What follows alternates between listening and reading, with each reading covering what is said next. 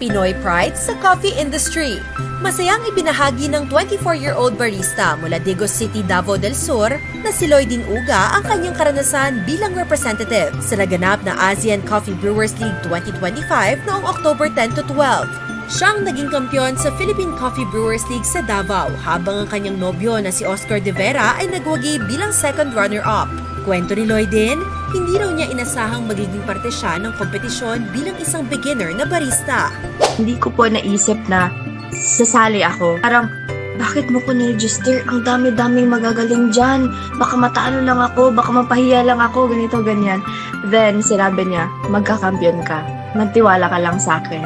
Just do this and do that. So, we prepared by 2 months preparation po sa akin. Nagsimula ang pagmamahal ni Lloydin sa brewing nang maimpluwensyahan siya ni Oscar.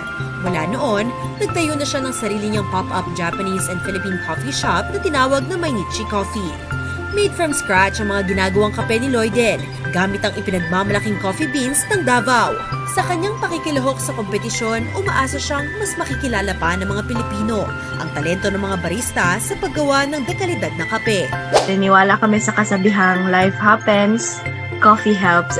Layunin ng Mainichi Coffee na ipakilala sa mga kabataang Pilipino na ang kape sa Pilipinas ay kaya mag-compete sa international brewing competition. Hindi lang sa kalidad ng kape, kundi sa skills na paggawa nito. Yung coffee brewing po is a manual brewing competition. Then ikaw po talaga magmamaneho kung paano mo timplahin yung kape na hindi ka makakalasa ng pait or ng sourness ng kape mo. Yung aim po talaga ng manual brewing is magtitimpla ka ng may flavor at may sweetness po. Kahit walang gatas na ihalo at kahit walang sugar na ihalo. Bagaman hindi nanalo si Lloydin sa international competition, nagwagi pa rin siya bilang quarter finalist. At dahil sa karanasang ito, mas napatibay pa raw ang kanyang personal na hangarin.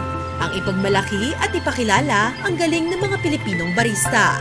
Yung mga natutunan ko dito, dadalhin ko sa Pilipinas na gagalingan ko pa, magpa-practice pa ako para lalaban ako next year.